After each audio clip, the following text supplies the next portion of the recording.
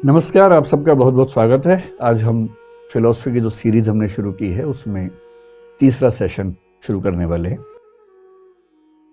मरने के 500 साल के बाद चर्च ने उसको माफ किया, जबकि ये अपने अपने सवाल है कौन किसको माफ करेगा, लेकिन उसको माफ किया गया 500 साल के बाद। अभी 15, 20, 25 साल पहले के बाद उसको माफ किया गया है।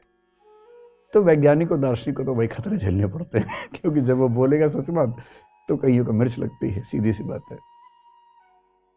जब ये साइंस का रिवॉल्यूशन हुआ, फिर 17वीं सेंचुरी में न्यूटन आ गया। न्यूटन एक बड़ा महत्वपूर्ण वैज्ञानिक हुआ, ग्रेविटी और जो उसके नियम है वो सब आए। हम मानते हैं कि न्यूटन से फिजिक्स एक तेज रास्ते पर आगे बढ़ी, लेकिन न्यूटन ने जो बातें कही उनमें से कुछ बातों को आइंस्टीन खारिज कर देते हैं। आइंस्टीन रिलेटिविटी की बात करें, जबकि उसके पहले साइंस में ये मानते हैं कि चीज़ें एकदम ऑब्जेक्टिव, एकदम फिक्स हैं। आइंस्टीन कह रहे हैं कि ना, चीज़ें रिलेटिव हैं। और पहली बार साइंस में सब्जेक्टिविटी आने की संभावना बनने लगती है। पर आइंस्टीन भी इस बात को नहीं मान रहे आगे चलकर। जब क्वांटम की बात है, उन्होंने कहा कि क्वांटम फिजिक्स पढ़ के लगता है कि जैसे भगवान पासे फेंक रहा हो। God does not play dices, God does not throw dices, no. इसका मतलब हम ही कम समझ पा रहे हैं, कुछ हिडन वेरिएबल्स हैं जो हम नहीं समझ पा रहे हैं। लेकिन वक्त तो वक्त है भाई। 1955 के आसपास आइंस्टीन की मृत्यु हुई है। उनके जीते जी कुछ प्रयोग ऐसे हो गए थे जो उनको खारिज कर रहे थे, और अब वो साबित हो गए गलत हैं। और क्वांटम फिजिक्स में एक जो नई धारणा आ रही है वो ना हिला के रख देगी सबको। और कुछ लोग ये मानने लग गए हैं कि क्वांटम फिजिक्स ने साबित कर दिया कि अद्वैत वेदांत ठीक है। ये भी एक व्याख्या है।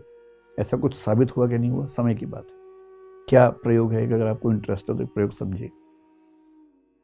एक प्रयोग है, बड़ा प्रसिद्ध है। अगर आपको साइंस में रुचि हो, मुझे साइंस में रुचि बहुत ज़्यादा है, मुझे साइंस उतनी आती नहीं है, तो मैं अपने काम भर तरीके से कोशिश करता हूँ समझने की।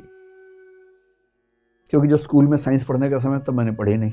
अब मैं मेहनत कर करके सीखता हूँ कुछ कुछ, तो जितना समझ में आता है उससे कोशिश करता हूँ समझने की। डबल स्लिट एक्सपेरिमेंट कभी सर्च कीजिए नेट पे, बहुत प्रसिद्ध एक्सपेरिमेंट है। और ये पिछले 50-100 साल में लगातार इसके प्रयोग चल रहे हैं। प्रयोग ये है कि हम एक किसी सब एटॉमिक पार्टिकल को एक रास्ते से भेजेंगे और पैटर्न देखेंगे। और कंसेप्ट ये है कि अगर वो वेव है तो सामने की दीवार पे पैटर्न अलग तरीके से बनेगा, पार्टिकल है तो अलग तरीके से बनेगा। मोटी सी बात, पार्टिकल है तो आप समझ के चलिए कि अगर 2 खिड़कियां हैं तो 2 धाराएं बन जाएंगी। वेव है तो वेव क्योंकि टकराएगी आपस में, तो वो 2 से ज़्यादा धाराएं बन जाएंगी सामने की दीवार पर। ये बेसिक सा प्रयोग इस तरह का, नेट पे हजारों वीडियो इसके बारे में है। तो खूब प्रयोग किया। 19वीं शताब्दी की शुरुआत में एटम का कंसेप्ट आया। 19वीं शताब्दी के एकदम अंत में 1897 के आसपास इलेक्ट्रॉन की खोज हुई। 20वीं सेंचुरी की शुरुआत में न्यूट्रॉन की खोज हुई, प्रोटॉन की खोज हुई, न्यूक्लियस की खोज हुई। और इन सब की स्टडी को बोलते हैं क्वांटम फिजिक्स।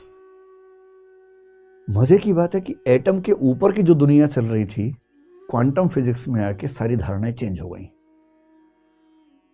एकदम हिल गया है, पूरी फिजिक्स हिली हुई है इस समय। इसको मॉडर्न फिजिक्स कहते हैं आजकल।